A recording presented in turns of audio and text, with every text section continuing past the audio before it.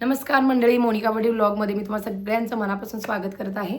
आणि आजच्या ब्लॉगमध्ये तुम्ही पाहणार आहात की मी माझ्या बहिणीला आता तिसऱ्यांदा CPRला घेऊन जाणार आहे डिसेबल सर्टिफिकेटसाठी. 2 अर्जाळ्या त्याने अशाच घालायला लावल्या आणि आता तिसऱ्या अर्जाळीत तरी ते देतात की नाही ते बघूया. एक तर तिला इथून तिथं नेणं शक्य नाही आहे.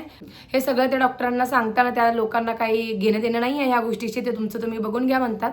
आणि असं पण नाही आहे की तिच्याकडे डिसेबल सर्टिफिकेट नाही आहे, तिचं जुनं सर्टिफिकेट आहे, त्याच्यावरती नवीन सर्टिफिकेट लगेच निघू शकतं असं आम्हाला लोकांनी सांगितलं आणि तिथं देखील बोलले, पण ते रिस्पॉन्सिबिलिटी घ्यायला तयार नाहीत. तर बघू आज काय करतात ती लोक, आम्हाला देतात की नाही. मग आपली मोठी माणसं असं म्हणतात की कोर्टाची पायरी आणि दवाखान्याची पायरी कधी चढू नये, ते काही खोटं नाही. तर चला आता आपण बघूया काय होते, आज आपल्याला सर्टिफिकेट भेटते का नाही. परत केस पेपर काढला, केस करत बसा आता CPRची कामं. आज आम्ही कर्णला शाळेला वाटवलं आणि बाळकूला सुद्धा सोबत नाही आणलं. बाळकूला सांभाळण्यासाठी आयशू घरी थांबली आणि इकडं पिंकू बरोबर मी, शिवानी आणि पप्पा आम्ही 3 जण आलो. बघूया आता कितकं काम होतं. त्या दिवशी पूर्ण दिवस घेतला होता त्या लोकांनी, तर आता काय काय करतात बघू. चला. तिच्या सगळ्या टेस्ट कंप्लीट झाल्या होत्या. मग त्यांनी आज आम्हाला CT स्कॅन करायला सांगितलं. तिचं CT स्कॅन करून घेतलं आम्ही CPRमध्ये. त्यानंतर आम्ही घरी परतलो आणि घरी येता येता आम्ही तहसीलदार ऑफिसला गेलो, कारण तिचे जे कागदपत्र होते ते आम्हाला पेन्शनसाठी तिथं जमा करायची होती. तिच्या बँक पासबुकचं झेरॉक्स आणि आधार कार्डचं झेरॉक्स आम्हाला पेन्शन विभागामध्ये जमा करायचं होतं. मग आम्ही तहसीलदार ऑफिसला आलो आणि ते जमा केलं. आणि जमा केल्यानंतर त्या लोकांनी सांगितलं आम्हाला की तिची हाफ पेन्शन तरी आता सुरू होईल म्हणून. आम्हाला हे माहिती नव्हतं आणि पूर्ण पेन्शन तिचं UID कार्ड आल्यानंतर सुरू करण्यात येईल. बरं म्हटलं ठीक आहे, एक तरी काम झालं आल्यासारखं म्हटलं आम्ही. ज्यावेळेस आम्हाला गरज होती तिचं आधार कार्ड काढण्यासाठी की कसं करायचं, कसं होम एनरोलमेंटसाठी रिक्वेस्ट टाकायची, त्यावेळेस आम्हाला कोणीच कसलीच मदत करायला तयार नव्हतं. तुमचं तुम्ही बघा, 198वरती फोन करा, अपंगांचं तिथं सगळं केलं जातं आहे, ते तुमचं होम एनरोलमेंटची रिक्वेस्ट एक्सेप्ट करतील असं वगैरे. मग आम्हीच तिकडं चौकशी केली आणि शेवटी म्हटलं आता आपल्याला कलेक्टर साहेबांच्याकडे जायला लागतं आहे.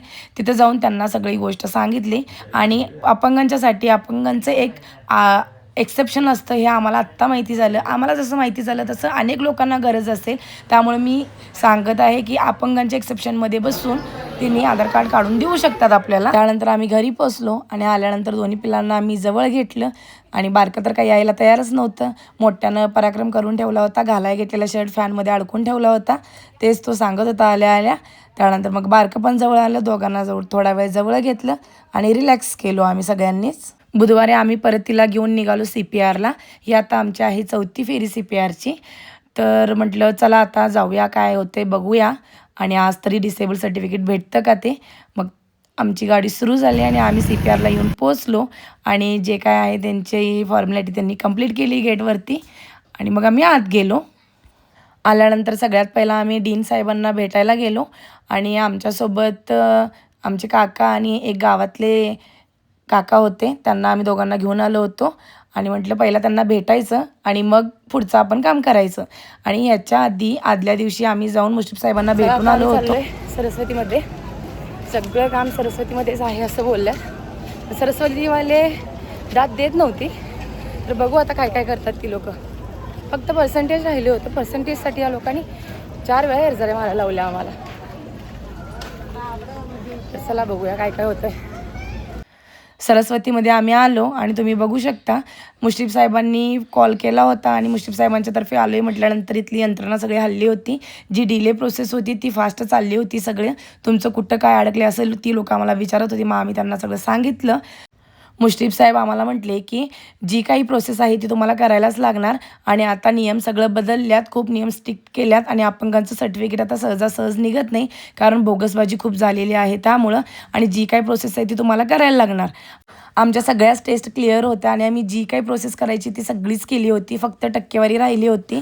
आणि साहेबांच्या एका फोनमुळे ह्या लोकांनी आम्हाला आज म्हटले की तुमचं काम आम्ही करूनच देतो. आम्ही शिकलेलो आहे तरी लोक आम्हाला एवढं दमवले, अडाणी माणसाचं तर हे कामच नवं. मग मी पप्पांना बोलवायला आलो की पिंकूला सिव्हिल सर्जनांच्या रूममध्ये बोलवलं आहे ऑब्झर्वेशनसाठी. त्यांना आम्ही सांगतोय तिला आणण्याची परिस्थिती नाही आहे वरतीपर्यंत, तर तुम्ही येऊन खाली एकदा बघा. तर ते ऐकायला तयार नाहीत, त्यांची पोस्ट मोठी आहे ना. मग आम्ही घेऊन तिला गेलो त्यांच्या रूमपर्यंत आणि जाताना पण त्यांचे स्टेअर व्यवस्थित नाही आहेत, पायऱ्या अशा नाही आहेत, एकदम घसरगुंडी असल्यासारखं आहे. ही वज्जी कमी आहे का उचलायचं आणि जायचं म्हटल्यानंतर. तिथं आम्ही तिला दाखवलं, तिने ऑब्झर्व केलं आणि तुम्ही बघू शकता स्टेअर कशा आहेत. जरा जरी पाय निसटला तर नेणारं पण आणि ज्याला नेले ते दोघं पण पडण्याची शक्यता आहे. ह्या लोकांच्या लक्षात आलं पाहिजे. जरा पण कोऑपरेट करत नाहीत आणि लोकांना कसं दमवायचं हेच त्यांचं चाललेलं असतंय. आणि त्यानंतर आम्ही तिथं गेलो, त्यांनी बघितल्यानंतर आम्हाला परत सांगितलं तुम्ही वेदगंगेमध्ये जावा. वेदगंगेला जाऊन तिथं जे मेन सर आहेत त्यांच्याकडून तुम्हाला टक्केवारी आणावी लागेल. तर ठीक आहे म्हटलं. वेदगंगेत आम्ही आता हे तिसऱ्यांदा आलो आहे. त्यानंतर आम्ही सरस्वतीमध्ये आलो आणि सगळी प्रोसेस आजच कंप्लीट करून घेतली. ते नाहीच म्हणत होते शनिवारी या जावा, पण शनिवारी आणि कोण येत बसणार. शनिवारी आणि तिसरंच सांगायचं म्हटलं कितीही वेळ लागू दे, आज आम्ही आमचं सगळं काम कंप्लीट करणार आणि मगच जाणार. फायनली तिचं डिसेबल सर्टिफिकेट निघालं आणि ते काहीतरी महिन्यानं 1.5 महिन्यानं जनरेट होते असं त्यांनी आम्हाला सांगितलं. आणि पहिला तिची टक्केवारी होती ती 70% होती आणि आत्ता त्या लोकांनी 60% दिलं. पहिल्यापेक्षा 10% कमीच दिलं. पेशंटला डोळ्यासमोर बघतात, उठता येत नाही, बसता येत नाही, जेवता येत नाही, खाता येत नाही, सगळी उसाभर घरातली करतात. हे सगळं माहीत असताना देखील या लोकांना एवढा का चिंगूसपणा करावा असं वाटतोय काय माहिती. सर्टिफिकेट काढण्यासाठी आम्ही खूप झटलो, हातपाय हलवले, इकडं जा तिकडं जा केलं आणि सगळ्यांची मदत घेतली आणि सगळ्यांनीच आम्हाला खूप मदत केली. त्याबद्दल मी सगळ्यांचीच आभारी आहे. आत्ता डिसेबल सर्टिफिकेट 2 भेटतात, शारीरिक आणि मानसिक. त्या संदर्भात मी एक मिनी व्लॉग करणार आहे आणि लवकरच तो व्लॉग पण माझा तुमच्या भेटीस येईल. आणि हा व्लॉग आवडला असेल तर माझ्या चॅनलला सबस्क्राईब करा, व्हिडिओला लाईक करा, शेअर करा आणि कमेंट नक्की करा. चला बाय बाय, धन्यवाद.